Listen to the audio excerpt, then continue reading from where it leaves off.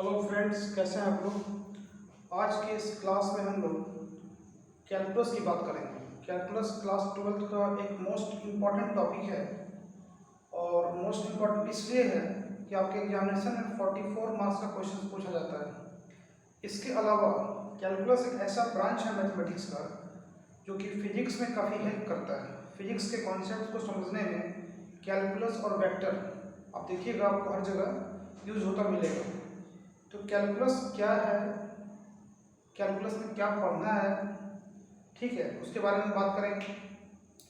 जो most important जो पहला जो टॉपिक है इसका वो है डिफरेंशिएशन।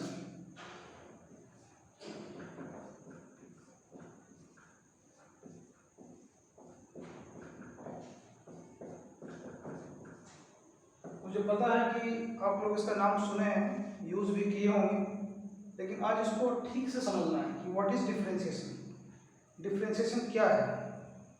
हालांकि क्लास 11 का जो चैप्टर है लिमिट से ही ये निकला है। लिमिट से ही जो है, लिमिट के चैप्टर में ही आपको ये डिस्क्राइब किया है कि डिफरेंशिएशन क्या है। ठीक है, तो पहले इसको हम डिफाइन कर देते हैं। What is differentiation. Differentiation is a process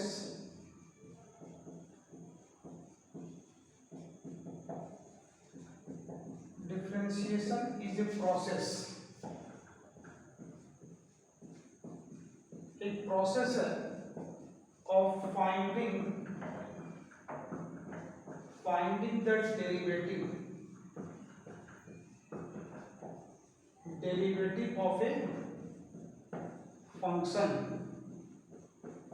क्या मतलब हुआ?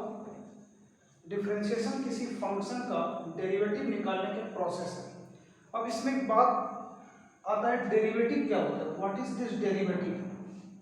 किसी फंक्शन के डेरिवेटिव से क्या मतलब है, तो हम लोग डेरिवेटिव को डिफाइन करते हैं। डेरिवेटिव क्या चीज है, देखिए डेरिवेटिव क्या है। जैसे मान लेते हैं कि लेट y बराबर fx, y जो है x का क्या है, फंक्शन है। y का वैल्यू डिपेंड करता है x के ऊपर, कोई भी फंक्शन हो सकता है। फॉर एग्जांपल y बराबर एक्स स्क्वायर ले सकते हैं, y इक्वल टू ले सकते हैं sin x, y equal to ले सकते हैं log x, ऐसा कुछ भी, यानी y का वैल्यू जो है x के फॉर्म में दिया हुआ है। तो इस फंक्शन का जो डेरिवेटिव होगा उसको हम लोग डिनोट करते हैं dy by d x. y का जो डेरिवेटिव है उसको डिनोट करते हैं dy बाई डी एक्स बराबर f डैश x। fx का डेरिवेटिव f डैश x से डिनोट किया जाता है। अब क्या है ये, तो देखिए dy by d x is the rate of change, rate of change of y with respect to x। ये जो डेरिवेटिव है, ये डेरिवेटिव क्या दिखाता है, डेरिवेटिव दिखाता है किसी, जैसे y x का फंक्शन है तो y का जो रेट ऑफ चेंज है, बदलने का जो रेट है x के रिस्पेक्ट में, x बदलेगा किसी फंक्शन में, x बदलेगा तो y भी बदलेगा। तो किस रेट से बदलेगा, उसी रेट ऑफ चेंज को हम लोग बोलते हैं डेरिवेटिव। तो इस पूरे चैप्टर में जो है डेरिवेटिव ही निकालना है, और डेरिवेटिव का सीधा मतलब क्या है, रेट ऑफ चेंज। ठीक है, यहाँ देखिए differentiation is a process of finding the derivative of function. और डेरिवेटिव क्या है, आप इसको लिख सकते हैं, डेरिवेटिव यही है, derivative d by d x, इसी को हम लोग बोलेंगे डेरिवेटिव। तो derivative is the rate of change of y with respect to x। ठीक है, अब इसमें बात आता है कि इसका जरूरत क्यों पड़ा। एक मन में बात आ सकता है कि डेरिवेटिव निकालने का हमको जरूरत क्यों पड़ा। इसका कारण है, दो मैथमेटिशियन है, देखिए एक का नाम है न्यूटन, जिसको आप काफी पहले से जानते हैं, ठीक है, बचपन से नाम सुने हैं। दूसरा है लेबनीज। ये दो मैथमेटिशियन जो है मिल करके नहीं, सेपरेटली इस कॉन्सेप्ट को दिया है। दोनों का अप्रोच अलग अलग था। न्यूटन का जो अप्रोच था वो फिजिकल था और लेबनीज का जो अप्रोच था वो ज्योमेट्रिकल था।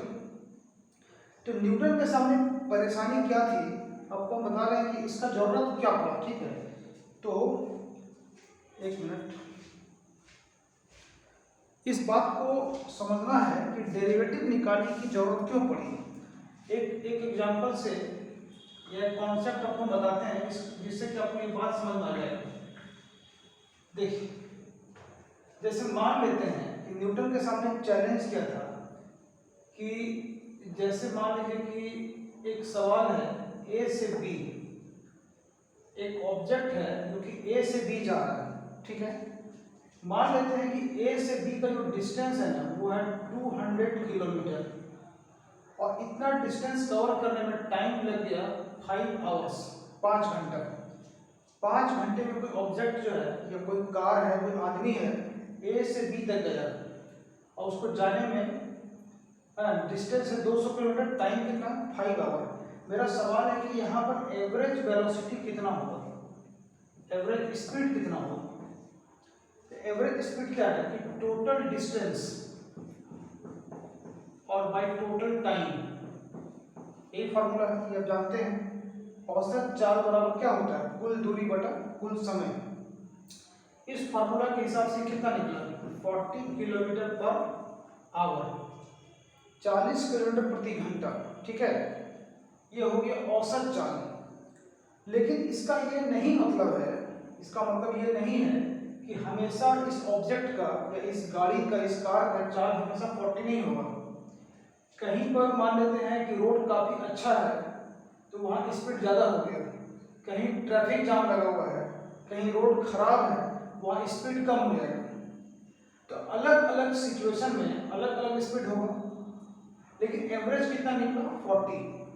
लेकिन अगर ऐसा पूछा जाए या ऐसा मान लेते हैं कि किसी पॉइंट पर, किसी पॉइंट सी पर, ये पॉइंट सी है, यहाँ पर इस गाड़ी का एक्सीडेंट हो जाता है ना, एक हेड ऑन एक्सीडेंट हो जाता है, कॉलिजन हो जाता है, टकरा जाता है किसी से, तो यहाँ पर जो गाड़ी जो डैमेज होगा या उसमें बैठे लोगों को जो चोट लगेगी, उसके लिए कौन सा स्पीड जिम्मेदार होगा, ये 40 किलोमीटर प्रति घंटा वाला या यहाँ पर जो स्पीड होगा उसके वजह से। मेरा सवाल को समझिए, हम क्या पूछ रहे हैं। औसत चाल जो है, एवरेज स्पीड कितना है, 40 किलोमीटर पर आवर। लेकिन अगर किसी खास पॉइंट पर गाड़ी का एक्सीडेंट हो गया, वहाँ जो गाड़ी डैमेज होगा वो किस स्पीड की वजह से होगा, इस 40 की वजह से होगा या वहाँ पर जो स्पीड था उसके वजह से होगा। तो आपका सीधा सा आंसर होगा कि उस पॉइंट पर जो स्पीड था उसके वजह से होगा। ये बात क्लियर है। तो किसी खास पॉइंट पर अगर हमको स्पीड निकालना है तो ये फॉर्मूला लोगों को बहुत दिन तक नहीं मालूम था, ठीक है। औसत एवरेज निकालने का तरीका लोग पहले से जानते थे, लेकिन किसी खास समय पर अगर किसी ऑब्जेक्ट का स्पीड निकालना है या उसका वेलोसिटी निकालना है तो ये कॉन्सेप्ट लोगों को नहीं मालूम था। तो पहला आदमी न्यूटन है जो इसके बारे में सोचा और एक फॉर्मूला के रूप में वो इसको दिया। अब कैसे दिया इसको समझिए, आपको हम एक कॉन्सेप्ट समझाते हैं। ये जो हम बता रहे हैं ये फिजिकल अप्रोच है, भौतिक है ना, फिजिकल मतलब भौतिक। आप जानते हैं कि न्यूटन फिजिक्स का गॉड है, उसको माना गया है, ठीक है। तो फिजिकल अप्रोच के तरीके से उसने इस कॉन्सेप्ट को डेवलप किया। उसने सोचा, जैसे एक फिगर से समझाते हैं, जैसे मान लेते हैं कि पॉइंट ए है, पॉइंट बी है और ये पॉइंट सी है। ए से बी का डिस्टेंस एस है और एस डिस्टेंस कवर करने में टाइम लगता है टी, और बी के थोड़ा नजदीक एक पॉइंट सी है जिसका डिस्टेंस है डेल्टा एस या डेल एस, और इस डिस्टेंस को कवर करने में टाइम लगता है डेल टी या डेल्टा टी भी बोल सकते हैं, ठीक है। तो मेरा सवाल सुनिए कि बी से सी के बीच में है ना, बी से सी के बीच में एवरेज स्पीड कितना होगा, एवरेज स्पीड कितना होगा बताइए। ये होगा delta S by delta T, है ना। बी से सी के बीच में एवरेज स्पीड कितना होगा, delta S by delta T. अब न्यूटन के सामने चैलेंज ये था कि पॉइंट बी पर हमको स्पीड निकालना है। पॉइंट बी पर उस ऑब्जेक्ट का स्पीड क्या होगा, इसको निकालने के लिए वो सोचना शुरू किया और लिमिट का कॉन्सेप्ट अप्लाई हुआ, ठीक है। लिमिट का मतलब क्या है, देखिए अगर हम मान लें कि डेल्टा टी काफी छोटा है ना, delta t tends to zero का मतलब बहुत ही ज्यादा छोटा। फॉर एग्जाम्पल एग्जाम्पल हम लिख देते हैं डेल्टा टी बराबर 0.0000000001 सेकेंड, इससे भी ज़्यादा छोटा मान लेते हैं। इतने कम टाइम में ये डिस्टेंस क्या होगा, कम हो जाएगा।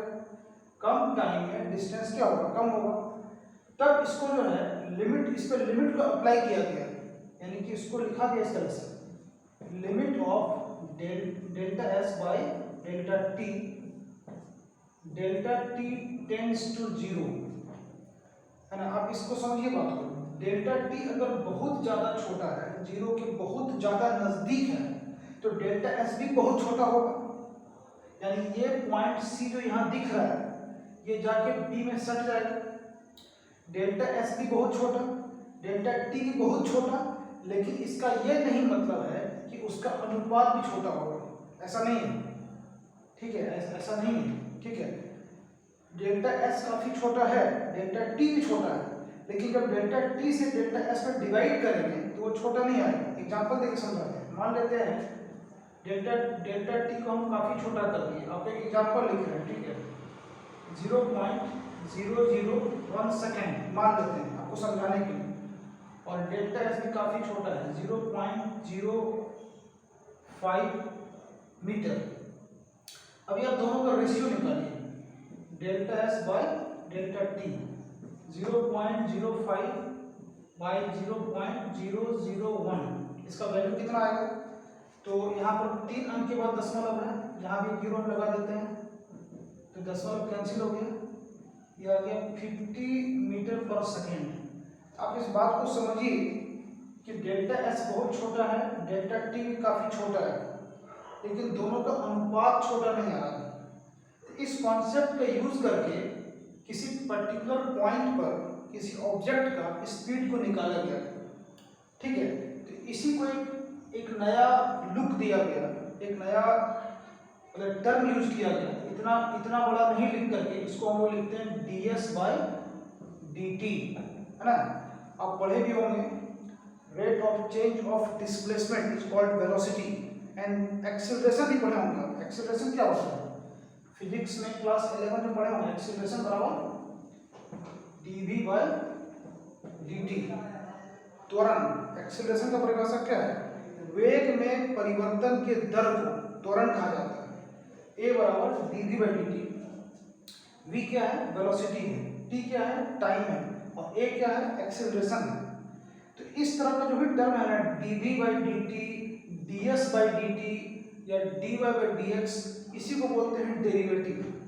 इस पूरे चैप्टर में जो है हम लोग डेरिवेटिव निकालते हैं, डेरिवेटिव निकालने के बारे में सीखते हैं, और बाद में जब डेरिवेटिव निकालना सीख जाइएगा तो फिर इसका एप्लीकेशन भी सीखना पड़ेगा। यानी कि जो डेरिवेटिव सीखे उसको हम कहाँ अप्लाई करते हैं, उसका यूज क्या है। आखिर कोई चीज़ बना है तो कहीं इस्तेमाल होना चाहिए, ऐसा तो नहीं कि हवा में बन गया। कुछ सोचा गया, कुछ उसके आधार पर उसको अप्लाई करके देखा गया, उसको सही पाया गया, और धीरे धीरे वो जो है हर जगह इस्तेमाल होने लगा। तो आपको इसमें क्या है ना, डेरिवेटिव निकालने के बारे में सीखना है, और बाद में हम लोग जब एप्लीकेशन में आएंगे तो हम आपको ये बताएंगे कि लेबनिज नाम का जो मैथमेटिशियन था उसने कैसे इसका इस्तेमाल किया किसी भी कर्व या किसी भी ग्राफ के किसी पॉइंट पर टेंजेंट का स्लोप निकालने के लिए। टेंजेंट को समझते हैं, स्पर्श रेखा। जैसे मान लीजिए कि कोई भी ग्राफ, ठीक है, एक्स एक्सिस है, ये वाई एक्सिस है, और कोई ग्राफ है y बराबर fx, एक फंक्शन का ग्राफ। इस ग्राफ के किसी पर्टिकुलर पॉइंट पर हमको एक टेंजेंट का स्लोप निकालना है। टेंजेंट का मतलब होता है एक पॉइंट पर टच करके एक लाइन निकल गया, और किसी भी लाइन का स्लोप का मतलब होता है टेन थीटा। थीटा क्या है, थीटा है पॉजिटिव एक्स एक्सिस के साथ जो एंगल बना रहा है, तो टेन थीटा इसका स्लोप कहलाता है। तो लेबनिज ने यह साबित कर दिया कि किसी भी ग्राफ के किसी पॉइंट पर जो टेंजेंट खींचते हैं उसका जो स्लोप होता है, मतलब टेन थीटा जो होता है वो dy बाई dx के बराबर होता है, ठीक है। टेन थीटा बराबर dy बाई dx। तो न्यूटन और लेबनिज दोनों का जो है ना डिफरेंट अप्रोच था। न्यूटन का जो अप्रोच था वो फिजिकल था, और लेबनिज का अप्रोच था ज्योमेट्रिकल। आगे आने वाले चैप्टर में टेंजेंट एंड नॉर्मल में हम लोग इसके बारे में पढ़ेंगे कि टेन थीटा जो है dy बाई डी एक्स के बराबर कैसे होता है, या किसी टेंजेंट का स्लोप जो है dy बाई डी एक्स के बराबर कैसे होता है, उस चैप्टर में हम लोग इसको सीखेंगे। ठीक है, फिलहाल जो है आपको समझना है कि डेरिवेटिव निकालते कैसे हैं। ये मोस्ट इंपॉर्टेंट चीज़ है कि किसी भी फंक्शन का डेरिवेटिव निकालना है तो उसके लिए क्या जरूरत पड़ेगा। आपको देखिए,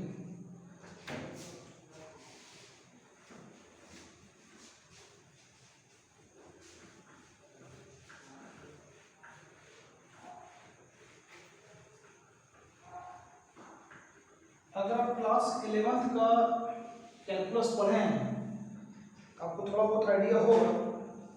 एक फार्मूला है, देखिए, जैसे कि मान लेते हैं लेट y बराबर एफ एक्स, हमको इसका डेरिवेटिव निकालना है। तो डेरिवेटिव निकालने के लिए हम लोग फार्मूला यूज करेंगे। बहुत सारा फार्मूला है, बहुत सारा रूल्स है। ठीक है, लेकिन जो फर्स्ट प्रिंसिपल है इसका, जहां से ये निकला है, ठीक है, dy बाई डी एक्स बराबर f dash x. F dash x क्या है, एफ एक्स के डेरिवेटिव को हम लोग एफ डैश एक्स से दिखाते हैं या दर्शाते हैं। ठीक है, तो dy बाई डी एक्स बराबर एफ डैश एक्स, इसको निकालने का एक फॉर्मूला है limit of f x plus h minus f x by h tends to 0। बहुत सिंपल सा फॉर्मूला है। ठीक है, इस फॉर्मूला को भी आपको हम समझा देंगे कि कैसे डिराइव किया गया है। पहले हम आपको बताते हैं कि इसको यूज कैसे करना है। ठीक है, एफ डैश एक्स बराबर जो है, ये फॉर्मूला जो देख रहे हैं, limiting value of f of x plus h minus f x upon h tends to 0। इस फॉर्मूला का नाम है फर्स्ट प्रिंसिपल ऑफ डिफरेंशिएशन, या फर्स्ट रूल भी बोल सकते हैं। फर्स्ट प्रिंसिपल या फर्स्ट रूल ऑफ डिफरेंशिएशन। इन डिफरेंशिएशन का कोई भी फॉर्मूला अगर आपको निकालना है तो आप इस फॉर्मूला को डिराइव कर सकते हैं। एक एग्जांपल देकर समझाते हैं। ठीक है, जैसे मान लेते हैं, एक सिंपल एग्जांपल लेते हैं। ठीक है, देखिए, y बराबर साइन एक्स, ये क्या है, ये ट्रिगोनोमेट्रिक फंक्शन है। ठीक है, इसका जो डेरिवेटिव होता है, वो क्या होता है, dy by d x equal to cos x। ये फॉर्मूला है। साइन एक्स को डिफरेंशिएट करने में क्या होता है, हम यहाँ पर आपको लिख देते हैं। देखिए, differentiation of sine x by d x equal to cos x, ये फॉर्मूला है। अब इस फॉर्मूला को मान लीजिए। अभी आपको बताएंगे ये फॉर्मूला कैसे निकला। ठीक है, इस फॉर्मूला को डिराइव करने के लिए हम लोग यूज करेंगे फर्स्ट प्रिंसिपल ऑफ डिफरेंशिएशन का, यानी इस वाले फॉर्मूला का। ठीक है, कैसे यूज करके देखते हैं। जैसे यहाँ देखिए, y equal to f x, f x के जगह पर कितना है, साइन एक्स। आपको उसको डिफरेंशिएट करना है, मतलब आपको निकालना है dy बाई डी एक्स। तो dy बाई डी एक्स निकालने के लिए हम लोग इसका यूज करेंगे, इस वाले फार्मूला का। तो हम लोग इसको जो है एफ एक्स मान लेते हैं। ठीक है, साइन एक्स को जो है एफ एक्स मान लिए, एक्स का टर्म दिया हुआ है, एक्स का फंक्शन है। अच्छा, अब लगाइए formula, limit h tends to 0। तो मेरा जो फंक्शन है एफ एक्स इक्वल टू कितना है, साइन एक्स को मैंने एफ एक्स मान लिया। अब यहाँ पर x प्लस एच का इस्तेमाल हुआ है, तो यहाँ पर x के जगह पर क्या आ जाएगा, x प्लस एच। तो sine x plus h minus f x का मतलब साइन x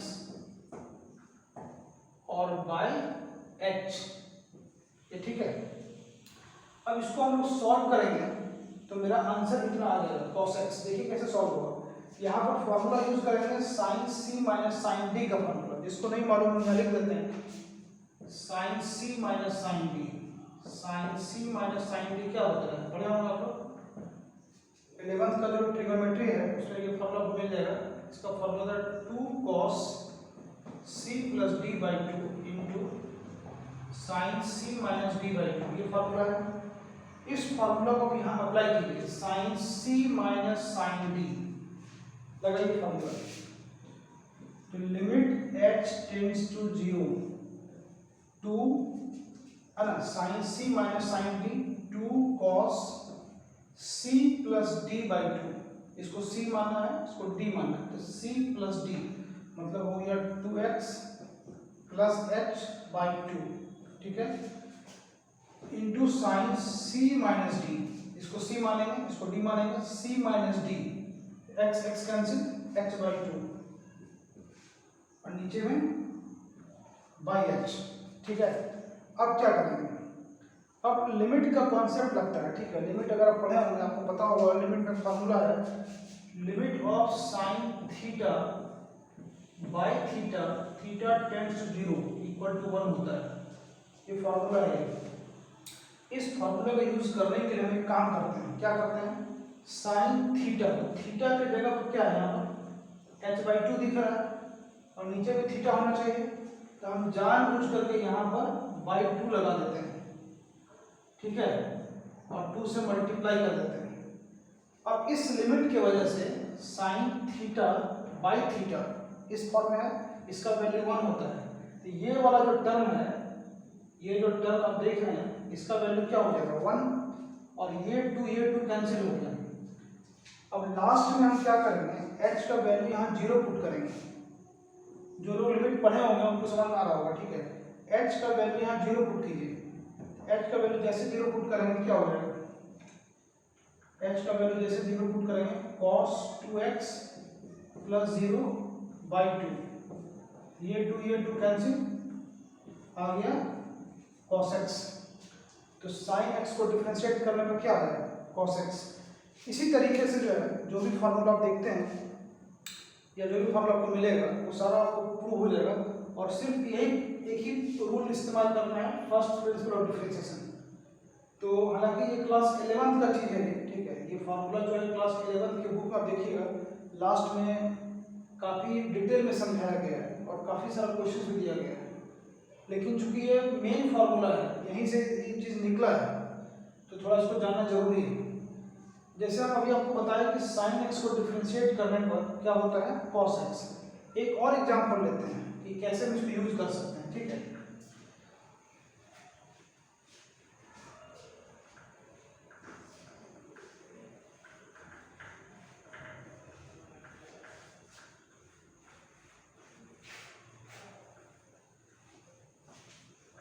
जैसे देखिए एक फॉर्मूला है डिफरेंशिएशन एक्स पर पावर n बाई dx, ठीक है, इसका फॉर्मूला होता है n इंटू एक्स पर पावर n माइनस 1, ये आप लोग पढ़े होंगे, यूज भी किए होंगे, ठीक है।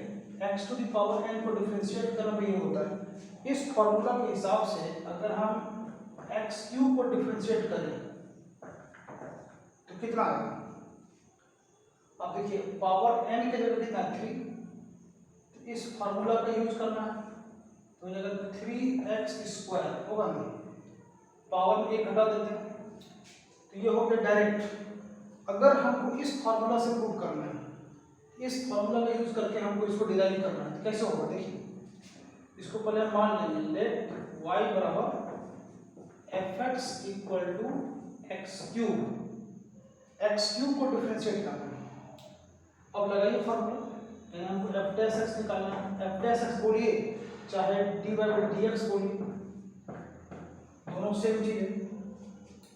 तो जब कॉन्सेप्ट लगाते हैं तो क्या हो जाएगा, लिमिट h टेंड्स टू 0 और fx कितना x क्यूब है, और फॉर्मूला में यहाँ क्या लिखा हुआ है x प्लस h, यहाँ हो जाएगा x प्लस h का whole cube minus x cube by h, ठीक है।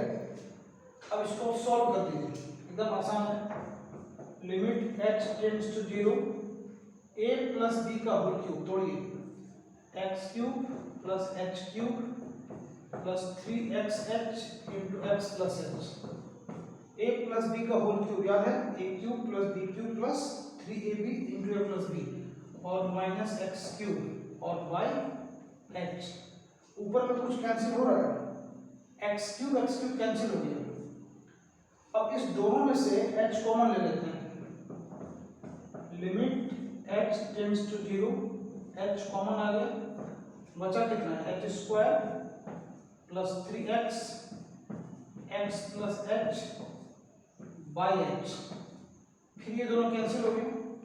अब लास्ट में हम h का वैल्यू 0 पुट करेंगे, तो पुट किए, यहाँ हो गया 0, 3x x plus 0 equal to 3x square. तो अब देखिए डायरेक्ट फॉर्मूला यूज करके वही बना सकते हैं, लेकिन अगर कहा जाए कि हमको फर्स्ट प्रिंसिपल का इस्तेमाल करना है, इस तरीके से बनेगा। तो डिफरेंशिएशन का जो कॉन्सेप्ट है या डिफरेंशिएशन का जो फॉर्मूला है उसको इसी से डिराइव किया गया है। अब कोई भी अब जैसे मान लेते हैं कि अगर हमको 10x को डिफरेंशिएट करना है, तो 10x को डिफरेंशिएट करने पर क्या होता है sec स्क्वायर x, इस तरह का जो भी फार्मूला आप देखते हैं, ठीक है, आपके बुक में सारा दिया हुआ है, वो सारा फार्मूला जो है इसी से डिराइव हो जाएगा। हाँ, थोड़ा बहुत दिमाग लगाना पड़ता है, और मैथमेटिक्स का तो दिमाग तो लगाना ही पड़ेगा, ठीक है। तो यही इसका जो है ना बेसिक कॉन्सेप्ट है। अब है कि कैसे हमको डेरिवेटिव निकालना है। तो डेरिवेटिव निकालने के लिए 18-20 फार्मूला है और 5-6 नियम है। तो नेक्स्ट वीडियो जो आपको बनाएंगे, आपको हम बताएंगे कि डेरिवेटिव को कैसे निकालना है फार्मूला का यूज करके डायरेक्ट। आपको एग्जामिनेशन में मतलब इस पर आधारित सवाल नहीं पूछेगा कि बेसिकली ये क्लास 11th का है। तो 12th वाले क्लास में क्या है कि डेरिवेटिव निकालने के लिए अलग अलग मेथड है। जिस तरह का फंक्शन दिया रहेगा, है ना, इम्प्लिसिट फंक्शन है, लॉगरिथमिक फंक्शन है, पैरामीट्रिक फंक्शन है, एक्सपोनेंशियल फंक्शन है, फंक्शन ऑफ फंक्शन है, तो सबके लिए कुछ कुछ नियम बना हुआ है, ठीक है। तो हम लोग अगले वीडियो में जो है उसको स्टार्ट करेंगे, ठीक है। तो आज आपने सीखा कि डिफरेंशिएशन क्या है, डेरिवेटिव क्या है, फर्स्ट प्रिंसिपल ऑफ डिफरेंशिएशन क्या है। तो इसके बाद जो अगला जो टॉपिक आएगा वो हम लोग बेसिक रूल्स पढ़ेंगे और चेन रूल को समझेंगे, चेन रूल क्या होता है और कैसे अप्लाई करते हैं, ठीक है। उम्मीद है आपको ये समझ आया होगा, ठीक है। और जो समझ में नहीं आएगा आप कमेंट करके पूछ सकते हैं, चाहे व्हाट्सएप पर भी पूछ सकते हैं, ठीक है। आज तो इतना ही, बाय बाय।